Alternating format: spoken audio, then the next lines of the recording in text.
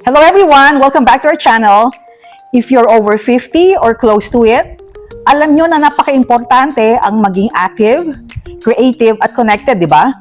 Well, today we're going to share with you 16 hobbies and recreational activities that can keep your mind sharp and your body moving, and also to keep you entertained and filled with excitement.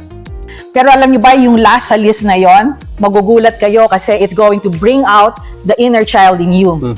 I'm sure hindi nyo to ina-expect. So, umpisahan na natin. Tara!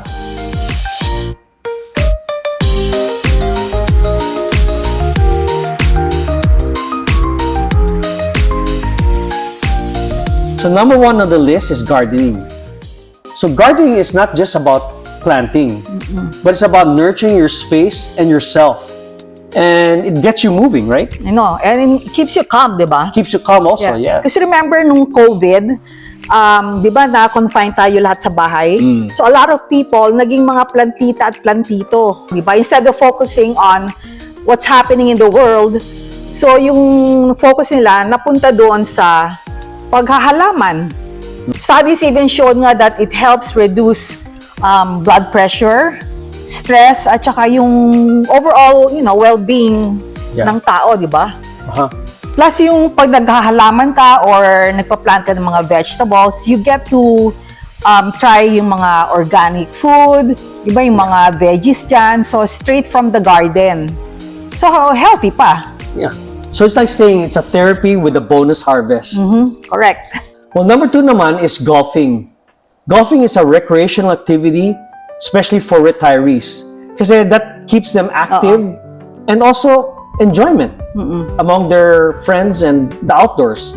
Ang maganda kasi dito, it's a combination of yung physical activity, mental stimulation, at saka yung social interaction. Kahit na pricey itong recreational activity na to, I mean, if you've got the money, then go ahead, go for it. And number 3 naman is pickleball. A lot of retirees play pickleball. Kami, we just started playing pickleball. Yeah. So, right now, syempre, hindi kami pa masyadong marunong. Mas maraming beses pa yung pagpulot namin kaysa yung pagtira namin ng bola. Well, at least exercise pa rin. Exercise pa rin kasi talaga. Kasi nagbe-bend ka, matapos yun. Masakit na yung mga buto namin. Number 4 naman is something that we're very familiar with. And it is vlogging. And it's through vlogging that you share your experiences with the world. And it's also a way of creating documents on your life and connecting with others. And it's also a way to pick up new skills. Katulad ng editing. Yeah, storytelling. Katulad sa amin, we're still new sa vlogging.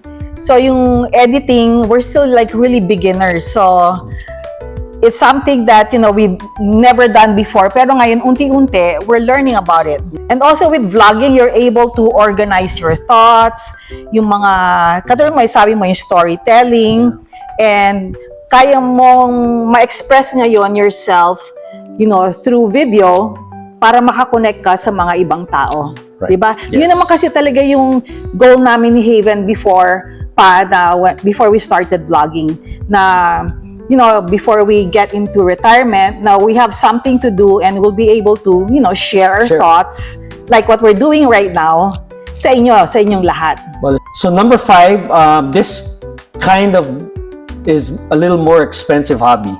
Model building. Let's say ships, cars, or planes. Mahilig ka ba doon?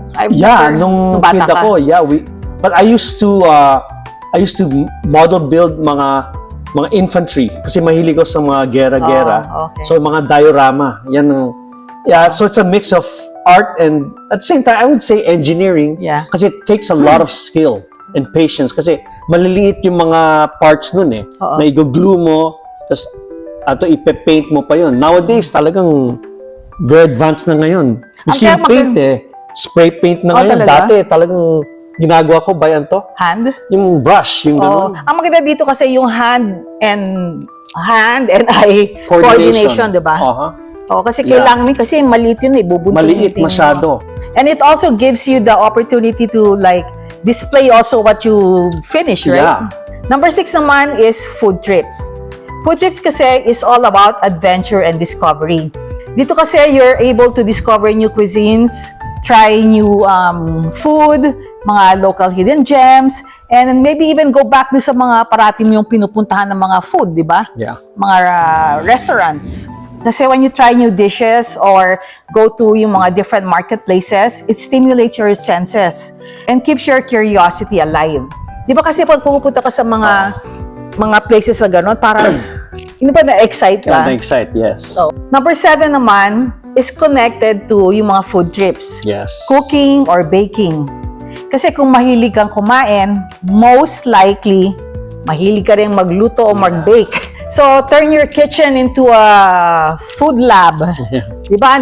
Pwede ka, katulad ko, mahilig ako magluto. So, pag may nakita ko na pag kumain sa labas, tinatry kong i-replicate. Kaya nga lab para experiment. So number 8 is dancing naman. Dancing naman kasi is a full body workout that's fun and social. At dito pumapasok yung mga Zumba, yung mga ballroom dancing. Kaya mapapansin nyo, puro mga retirees ang nasa. It's great also for balance, like memory, coordination, which I don't usually have. O kasi Dalawang kaliwang, ang tawag doon? Dalawang kaliwa? paa mo. Pa ako, dalawang kaliwa. Well, number 9 naman is playing, you won't believe this, but playing video games. Forte mo yan eh. But hindi yung batang video games, yung mga strategy.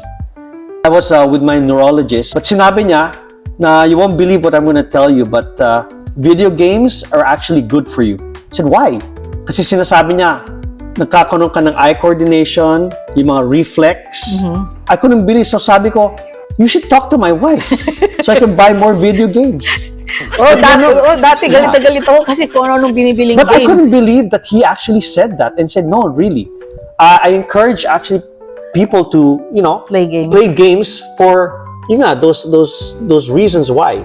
Na coordination nga. So may use pala yung mga pag-ganyan. Yeah, but sabi not too much. But sabi niya, once in a while, do it. Number 10 naman is solving puzzles. Tapos meron ka ng Sudoku and yung mga Sudoku. and mga ano tawag doon yung mga brain games. Yeah, like for me, I have an app. But I know a lot of you know about this, but I play Lumosity. These are games designed to improve on, let's say, cognitive skills. And the nice thing about it is it's a brain workout, but at the same time, you get satisfied na if you Finish it finish or you it, go to the or next level. you go to next level.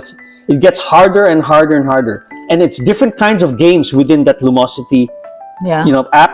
Yeah, And it's free, di ba? It's free.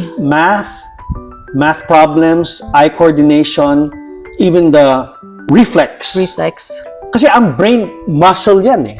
You have to exercise it talaga. Kung hindi, nako, pag tumanda kayo, patay. Pag hindi mo ginamit yan. Yeah. Kaya yung parents ko, parati namin sinasabi na do puzzles. Yeah, binigyan mo nga eh. Oo nga. Yung si Brian kasi binigyan niya ang lola niya ng puzzle. That's a good gift actually. Because it helps them. They're not getting any younger. So they need more exercise para sa brain and coordination and satisfaction. So binigyan siya ng puzzle. I don't know kung ginawa na. Tapos na eh. You see? Diba? Even better. Yeah. Itong mga puzzles na to, it's really good nga for a quiet afternoon. Pag wala kang ginagawa, do it like for maybe 15 minutes. Rest. O kaya gawin mo the next day. Diba? Basta at least yung gumagana yung utak mo o yung eyes mo. Lahat, diba? Lahat. And then number 11 naman is painting or crafting. Kasi ang painting and crafting is very therapeutic. Alam niyo yung maganda dito, yung mga paintings na color-coded. Yung mga different numbers. Tapos, kunyari, 1 is for pink. So, yung gagamit, alam na nila, number 1 is pink. So, yun. So, i-painting na nila lahat yun, lahat ng 1. Number 2 is blue. It's very easy naman. Tapos, at the end, maganda talaga lalabas. Tapos, pwede mo na i-display. And also, pwede rin yung you do it in a group. Yun. So, pa yun. So, pa-wine-wine kayo. Kung hindi wine, iced tea with puto and suman. Number 12 naman is travel photography. Yan. Photography, it actually combines creativity and exploration. And it's also a great excuse to, go outdoors. What they say, you see the world in different ways and angles. And then number 13 naman is yung mga fitness hobbies. Dito pumapasok yung mga yoga, hiking. Siguro kasama na rin yung Zumba doon. Yeah. Oh, syempre, yeah. But mga low impact. Oh, basta low impact. Yung gumagana yung mga lahat, yung joints nyo, yung muscles nyo. Maybe I would go into yoga. Yoga. That's sabi nila, magandang yoga. Marami ba sa inyo nakatry na ng yoga? Yeah. Yeah, tell us about your experience. Yeah. Number 14 naman is yung mga volunteering. Yung mga, if you want to volunteer, ikaw, di ba, one of the things that you want to do when retiring is volunteering. Right. Let's say sa library. Basta yung, meron kayong interaction sa tao, yun yung importante. Hindi lang kayo naka-confine sa bahay. You have to go out. Yung para ka rin nagtatrabaho pero part-time. Mm-hmm. Pero this time, it's volunteer. Yeah. Diba? So, number 15 naman is yung mga DIY projects, diba? Ang DIY lets you upgrade your space and, lets you learn a new skill at the same time. Yeah. And it's also very satisfying to look at something and say, you know what? I made it. Right? Oo, diba? Yeah. Very parang, uy, galing ko. Ang galing ko. Kahit na matanda ka na, meron ka pa palang kayang gawin. Diba? Yun. Parang self-satisfaction. Saka you feel important. And finally, number 16, ito yung sinasabi namin in the beginning na hindi nyo ina-expect. It's Lego building. These aren't only for, for kids. Ngayon, it's for adults na. Dati puro pambata lang to. Ngayon, pang seniors na rin. Weird, no? Parang bumabalik tayo sa pagkabata. Oo, totoo yun. Diba, yung mga laruan mo nung bata, magiging toy mo rin when you retire. Right. Yung mga Lego na to, they have yung mga iconic landmarks o kaya mga intricate flower arrangements. It seems like there's a Lego set for everyone, no matter what age. I know. You know what? We just realized how long Lego has been around. Kasi back in grade school, binilang kami ng dad namin ng Lego set nung mga bata pa kami. At tapos ang binili pa niya sa amin construction. Yes. Enjoy naman kami. Well, fast forward to now, who would have thought that even at 50 plus, you'd still be building Legos? Kaya kung bibili kayo ng Lego for your grandkids, you have to grab also one for yourself. Diba? Ang saya nun. Kayong dalawa na, yung apo nyo at saka kayo, Sabay kayo. maglalaro ng Lego. So this is our list of 16 hobbies and recreational activities that you can do when you're 50 plus. Or you may want to consider. You're right. Right. So, alin dito yung nataypan nyo or naisip nyong gawin, di ba? Or ginagawa nyo na.